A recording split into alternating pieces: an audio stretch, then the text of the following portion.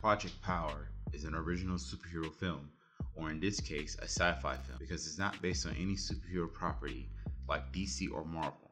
But the writer of the film, Matt Santonikin, got inspiration from various superhero stories. Project Power went into production back in October of 2018. It then premiered on Netflix on August 14th, 2020. You had the talents like Jamie Foxx, Joesph Gordon-Levitt, Richard Colson, and Dominque Fishback. Filming took place in New Orleans. I watched the movie myself when it first came out and it was good for what it was trying to convey.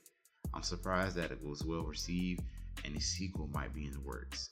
I highly doubt it'll be real soon right now due to COVID-19. Hell, I'm still waiting on a sequel to Bright, but I digress. Today, let's talk about Project Power. In the docks outside New Orleans, several drug dealers meet an eccentric man, giving away a new drug that'll give you any superpower for 5 minutes. 6 weeks later, emergency calls are going all over the city in panic about the new drug. A dealer named Robin Reilly was about to get her stash stolen by a group of thugs until the police officer goes by the name of Frank Shaver, helps her out, and it is revealed that they are working together. Coming into town, Art, an ex-soldier, hunts down the local drug dealer named Newt to get information who is the supplier. As expected, Newt takes the pill and his power is to constantly be on fire. But there's a catch. He's not immune to the flames, which means his body is constantly burning. Desperate, Newt takes 3 more but explodes, but not before he tells Art the information he needed. He had given Art the name Biggie. It is revealed that Robin is Newt's cousin and she sees the explosion on TV and texts him. Later, Frank responds to a robbery and takes a pill himself. He chases after a bank robber that has the power of the chameleon. Frank is shot in the head, revealing his power to be unbreakable skin. His captain tries to fire him. However, the captain gives him a get out of jail free card by telling Frank to apprehend Art, who is allegedly behind power. Later, Art waited for Robin and then he abducts her.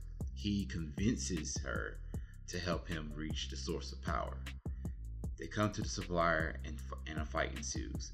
Art manages to fend them off. Art reveals that the people taking power are lab rats of a government experiment. Art deduces that he needs to go to the place of the potential buyers. Before they head out, Robin stitched him and bandaged Art from the previous fight. They both bond and Art reveals that he also was one of the test subjects while he was in the army. He then says that he has a daughter that has gotten stronger. That is the fact that it was passed on to her without taking the pill. Whoever he is looking for knows the whereabouts of his daughter. Frank tries to find Robin at her house, but he runs into some power suppliers harassing her mom. He then runs them off and begins to track them down and ends up in the same location as Art and Robin. Art sneaks into the Project Power buy-off and confronts Biggie. Another fight ensues. Frank comes in and the two escape. Afterwards, he was arrested. Frank attempted to bring him in until Art informs him that his boss is crooked. Art was right and the two was ambushed and Art was captured. Frank and Robin go after him. Robin finds Tracy as she is the source of power. Art gets free and a huge battle starts. The 4 reunite and they all try to escape until the enemy captures Robin. Art saves her by taking the pill himself, and his power is revealed to be that of a pistol stroke. He launches powerful heat waves harder than the sun itself, killing all enemies around him, but puts him in a coma. Tracy's power is that she can heal organic matter, saving Art. They all escape and say their goodbye. As Art's part of this is over, Frank wants to expose Project Power. Art also gives Robin money to help her and her sick mother. She then goes back to school and becomes a rapper. I would love to see more of the world of Project Power. It is interesting to see if there were other cities that were affected as well. Also, to see the people that aren't using power navigate their lives around it. How could people cope with superpowered beings all day, every day, while trying to maintain their normal lives? Like Biggie said in the film earlier, that can also erase problems in the future is that one day they won't be needing the pill. The law enforcement also could distribute it amongst the select few that can be trusted with the power to help bring in criminals and keep it under control. The 3 main characters of the movie are prime examples of what I'm trying to say. Frank uses his power to help combat the superpowered criminals. He's a good cop that wants to uphold the law, But like most heroes, what I learned as I got older, I seen certain superheroes that I grew up watching had to do what's necessary to stop evil. Art also falls into what is necessary.